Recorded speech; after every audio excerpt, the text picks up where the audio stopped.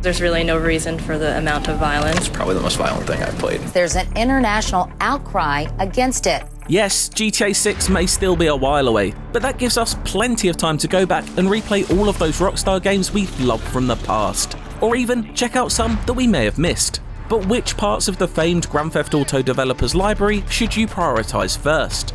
Well, we've gone ahead and ranked our favourite Rockstar games, from schoolyard antics to tragic tales on the American frontier. Here are the 10 best Rockstar games. You're getting a second chance. Another throw of the dice. For a studio that's no stranger to causing controversy due to the contents of its games, arguably none of Rockstar's negative press surrounding GTA has come close to the furore that followed Manhunt, a stealth action horror game in which you play as a death row inmate forced into partaking into a series of snuff films for the disembodied voice of a pre-succession Brian Cox. It maybe shouldn't have come as a surprise that it garnered horrified reactions from the mainstream media, even resulting in it being banned in several countries. It is some of the most horrific, senselessly violent stuff you've ever seen. But the controversy only tells half of the story, because Manhunt is a good game, and a singular one in Rockstar's library, although we don't talk about its inferior sequel. A disturbing satire of the USA's fascination with violence, it's undeniably gnarly, but smartly psychological in its approach. Linear hallways create a very specific kind of tension that so many of the studio's other works simply can't due to their open world nature. The result is tight, focused and brutal action that works to horrifying effect. Well over 20 years old now, Manhunt has stuck long in the memory. Although maybe that's mostly due to how its stark box art staring out of me from store shelves scared the absolute crap out of me as a child. You don't mess this up, maybe there'll be more work for you. Now get out of here. Very few games have charted the future of game development quite like Grand Theft Auto 3. The open world of Liberty City plays host to a twisting story of gang warfare, drug running, and betrayal in the series' first 3D entry. To say it broke new ground is an understatement, and the additional dimension and shift to a street-level camera is only the start of it. The PlayStation 2 had seen nothing of the like in terms of immersive city sandbox full of opportunity. Its bounty of side missions and mini-games blended with a main story that allow for Rockstar to flex its storytelling chops like never before, telling the tale of Claude's search for the truth through a cinematic lens and an all-star cast to match the story's mob movie-inspired ambition. The Sopranos alumni Frank Vincent, Hey Maria, move your butt, and Joe Pantoliano included. Remember, no one messes with my girls. GTA 3's slice of fictional New York may seem like a small map to wander around in these days, but gradually unlocking its 3 islands, each with its own East Coast flavouring, felt like a miracle at the time. Yes, the repetitive, simplistic mission design and less than desirable vehicle handling may not have aged anything close to gracefully since its 2001 launch, but an engaging story and compelling, if archetypical characters, are still there to be seen. It's still worth playing today to see where the roots of GTA and a dozen other open world games sprouted from. I said you could have fooled me. This place is full of bullies and maniacs. Nonsense! That's just school spirit. Bully has often been described as GTA, but in school. And to an extent, that's exactly what it is. By substituting shotguns for slingshots and muscle cars for go-karts, it hits the right spot for anyone looking to wreak havoc at a private New England boarding school instead of running drugs across a fictional Miami or Los Angeles. The source of that havoc is Jimmy Hopkins, a troubled 15-year-old with a history of educational expulsions. Jimmy Hopkins, and don't ask how I'm doing. I've been here 5 minutes and already people want me dead. Tasked with navigating a year at Bulworth Academy, a variety of classroom minigames, various clique quests, and hallway politics all serve to tell Bully's story. One full of teenage charm and typical Rockstar social commentary. Skating or cycling around the academy and its suburban surroundings is a delight, with memorable landmarks like a colourful funfair or the looming Happy Vaults Asylum filling a sizable map that changes mood with the seasons as the story unfolds. This world is the result of Rockstar adapting the GTA formula for an unfamiliar, unconventional setting. Look a little closer and you'll see well-worn mechanics twisted to fit school life. For example, attending lessons late risks the fury of teachers and prefects, which is Bully's version of the Wanted system. Bully is admittedly a little janky to play today, thanks to a less than robust camera and over-reliance on QuickTime events, but it's still a very fun time. And maybe, if we're really lucky, when Rockstar is done with GTA 6, we'll get that sequel we've wanted for almost 20 years now. What do you guys want? I'm Officer Cole Phelps. This is Officer Dunn, Wilshire Division. Where is LA Noire? Is something you may find yourself wondering as you watch through this video. Well, we've only included games developed by Rockstar here. That's why you also won't find the likes of Max Payne or Max Payne 2 either, despite both bullet time-filled revenge stories being fantastic. They were developed by Remedy and only published by Rockstar. LA Noire is admittedly a bit of a funny one though. Developed by Team Bondi under the watchful eye of Rockstar, Cole Phelps' journey to uncover a conspiracy at the heart of corrupt 1940s Hollywood has all the hallmarks of a Rockstar game. An open world with cinematic mission structure, a colourful cast of morally flexible characters, etc. Several different Rockstar studios from around the globe assisted with production, and to this day, it's unclear quite how much of the development was Team Bondi's doing, and how directly Rockstar's hand steered the ship. Officially though, LA Noire was only published by Rockstar, and with no full developer credit, the beloved detective game does not find its way onto this list as a result. For what it's worth though, it would be in the top 5 for me. Farewell, cruel world! Nico! My cousin! I can't believe it, you're here! Welcome to America! Bravo, There's a strong argument for Nico Bellic being the strongest of all the GTA protagonists, something I'd likely agree with. Whether all of GTA 4 stands as tall around him is up for further debate. 2008's Return to Liberty City took on the surprisingly bleak issues of the American dream, and what it means to be an immigrant in the modern Western world. F***ing lawn sharks, man. It's a story that delivers for the most part, providing a surprising amount of mature depth for a studio whose tales have historically been approached from a more pulpy angle. The city itself was a revelation for the time, packing a varied amount of detailed sights and sounds, even if in hindsight its visuals replicate the brown-grey blur that so many games of the Xbox 360 era suffer from. It's in objective design and general gameplay that GTA 4 is let down though, which for the most part is a lot of driving people from A to B and assassinating single targets. Well, aside from the fantastic 3-leaf Clover bank heist mission that is, which would go on to inspire the central hook of GTA 5. Alright, everybody pays attention, no one gets hurt! There's no denying the longevity of Nico as a character though, and the very real, grounded struggles he battles throughout his story. We certainly understand why he'd rather go bowling with his cousin. You're gonna find out who took our cocaine, and then I'm gonna kill them. There are few video game locations as iconic as Vice City. Its neon-drenched roads, soundtracked by an all-timer collection of 80s hits, served as the setting for many people's core memories of the PS2. Rockstar's time-travelling trip back to the 1980s is anchored by protagonist Tommy Vercetti, played fantastically by Goodfellas Ray Liotta. Bribery? Screw bribery, I'll show you how to make them scared. Released only a year after the game-changing GTA 3, it's remarkable how much of a step up Vice City achieved in just 12 months. Not just in its star-studded cast and characterful storytelling, but also in the way its design injected life into every corner of its proxy Miami. An engaging story filled with Scarface parallels brought with it a new sense of excess, which lent a blockbuster style to a series that was, in many ways, still finding its feet.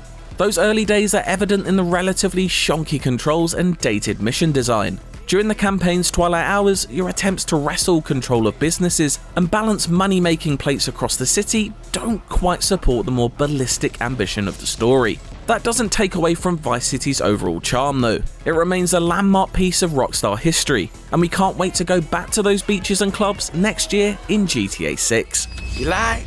Yeah, I like. Max f***ing Payne. How you doing, man?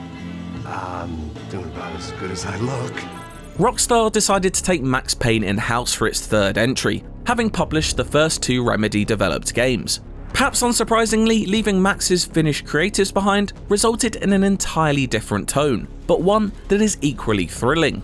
Gone are the pulpy comic book panels, melodramatic monologues, and moonlit greys of neo-noir New York. replaced by sensory overload thanks to blinding sunset, dance floor bullet ballets, and a now synonymous soundtrack composed by Health. Building on the bullet time foundations that propelled the series to success in a post-Matrix world, Max Payne 3 transports the tortured ex-NYPD officer to Brazil, in the midst of a gritty gang war that leads to a larger conspiracy that's bleaker than anything Sam Lake would have cooked up.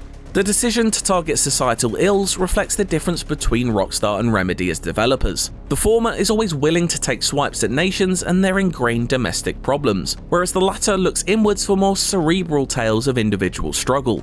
Both are valid and both work in the world of Max Payne, which means all three entries are fantastic in their own way. They all share one thing in common, however, that unrivaled power trip of triggering that bullet time, leaping backwards through the air, and raining dual Uzi fire down on anyone standing in your way. Delicious. Like a donut, Carl. Officer Pendlebury's down? Oh, shit. Here we go again. If the jump between GTA 3 and Vice City was big, then the chasm between Vice City and San Andreas requires industrial machinery to measure. In just 2 years, Rockstar had taken all of its previous GTA learnings, plus several huge swings, and blended them together to concoct its first version of California. This vast, at least by PS2 standards, state is home to multiple cities that steadily unlock as you progress through its story. The road trip between them conveys a great sense of scale, as does the incredibly varied mission design and extensive cast of characters you meet during your tenures in each metropolis. It isn't just the sheer size that's impressive, but also the gambles Rockstar took when it came to gameplay. San Andreas features elements pilfered from the RPG and life sim genres, allowing you to sculpt your character and customize their appearance, adjusting their physique depending on how many weights you lift or clucking bell buckets you feast on. And then, of course, there's CJ himself, a protagonist who lives on beyond the meme that follows him like a shadow, authentically brought to life by rapper Young Melee. Yeah, I hear you. Thanks for the heads up. Don't mention. His story is one of redemption and survival that pits him against some of the series' most memorable adversaries, chief among them being Samuel L. Jackson's despicable Officer Tenpenny. Welcome home, Carl. Glad to be back. It all comes together to make one of Rockstar's greatest games, and the best GTA of the PS2 era. Now, none of them may have made our top 10 list here, but it's worth noting how well Rockstar managed to translate the GTA experience for handheld devices. The PSP saw the benefits of smaller sized GTA releases over the course of its lifetime, with both Liberty City Stories and Vice City Stories offering prequel tales to the game-changing PS2 games GTA 3 and Vice City respectively. But it was Rockstar's venture onto the Nintendo DS that is the most celebrated of the bunch. An ode to the series' top-down roots, Grand Theft Auto Chinatown Wars is a standalone story that sends players deep into the underworld of Liberty City's triad gangs. A solid GTA game in its own right, it's elevated by the studio's commitment to take advantage of the DS platform and introduce fun little gameplay quirks. The touchscreen becomes a playground for anyone wanting to lob grenades and Molotov cocktails at will, and the inbuilt microphone enables taxis to be hailed with a quick whistle. Released in 2009, it was the last dedicated Rockstar game made for a handheld console, but one that shouldn't be forgotten for its unique approach to GTA. This is where we part ways, friend. You have yourself a good time. Rockstar had been displaying cinematic ambitions for many years before Red Dead Redemption's arrival in 2010. So it was only natural that it would one day take on one of the most fundamentally filmic of genres, the Western. Taking heavy influence from the likes of the Wild Bunch, Red Dead's cross-continent tale of an outlaw coming to terms with being the last of his kind takes fan favourite John Marston to Mexico and back as he hunts down his former mentor, Dutch van der Linde. Oh, it's nice to see you, John. It's a more rural setting than we'd previously come to expect from a Rockstar open world, allowing for those cinematic flourishes to take hold and present an impressive artistic achievement. Bustling city streets made way for dusty canyons, and a stunning Woody Jackson score filled the space once dominated by constant radio chatter. Red Dead Redemption's slower pace allows for the story to play out elegantly, with Marston's near-invisible foe hanging menacingly in the background, patiently awaiting their memorable snow-covered face-off. Then there's the ending, which I'd never spoil here for those who have never had the chance to witness it, but safe to say it's lived long in the memory as one of video games' most impactful finales in the 15 years since. The road to that point is paved by some admittingly fairly routine mission design and a lot of horse riding, but there's still enough personality in its dead-eye shooting system and endlessly fun minigames, Liar's Dice, Here's Looking at You, to allow for Red Dead Redemption to age very gracefully. It lives on as one of Rockstar's 3 finest achievements. Did you see that? Yeah, you're a real stout. Grand Theft Auto 5 is a blockbuster in every sense of the word. Not just because of the colossal number of copies it sold, nor the amount of money it cost to make, but because of every aspect of its design. It wears excess proudly on its sleeve, reflected in the drive for money displayed by each of its 3 protagonists. This greed, itself Rockstar's clearest criticism of capitalism and the obnoxious characters it produces, comes to a head in GTA 5's signature heist missions, each a series of audacious action set pieces battling to upstage one another. These campaign high points blend in seamlessly with a Los Santos map bustling with life and teeming with charm. Rockstar's signature humour oozes out of every sight and sound, from street corner billboards to radio station chatter. As people no longer had movies to warn them of the danger of making bad choices. This sandbox has kept fans entertained ever since its construction in 2013, and thanks to the addition of GTA Online, it has expanded and improved consistently to this day.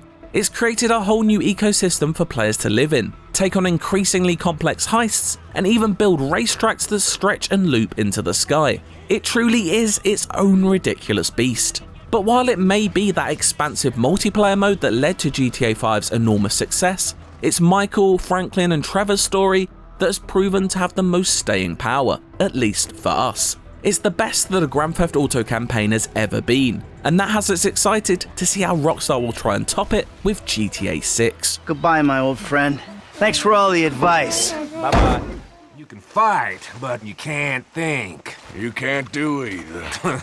Okay, cowpoke. The culmination of all of Rockstar's work to date, Red Dead Redemption 2 took living, breathing video game worlds to the next level when it released in 2018. The level of detail in its sprawling frontier is extraordinary, with every creature, both animal and human, reacting authentically to your every movement. This makes each interaction with these digital personalities feel astonishingly lifelike. This expertly crafted turn-of-the-century Western America is the stage for a whole host of memorable characters, both quirky and dangerous, but none stick in the mind as firmly as protagonist Arthur Morgan. His journey represents the peak of Rockstar storytelling, displaying a level of complexity and nuance simply not present in any of the studio's other games. The Vanderlyn gang's trials and tribulations lead to a memorable set of dangerous missions, thanks to the increasing desperation of its leader, Dutch. It's a tale laden with standout chapters. A turf war between the Grey and Braithwaite families leads up to a manor house siege. A blockbuster bank heist in the major city of Saint Denis leads to an unexpected sojourn to the Isle of Guarma, and tensions between the native Wapiti Indians and American army lead to flame-soaked shootouts. It would be hard to pick a single favourite from that list. Red Dead Redemption 2 is a vast, epic tapestry steeped in cinematic style, and the best game Rockstar has given us yet. That's all I am. A fighter, a killer, and crazy man. And that was our list of top 10 Rockstar games. Have your own pick for number 1? Let us know in the comments. And for more from Rockstar, check out all the latest details and Easter eggs we found in the latest GTA 6 trailer. And for everything else GTA 6, keep it locked to IGN.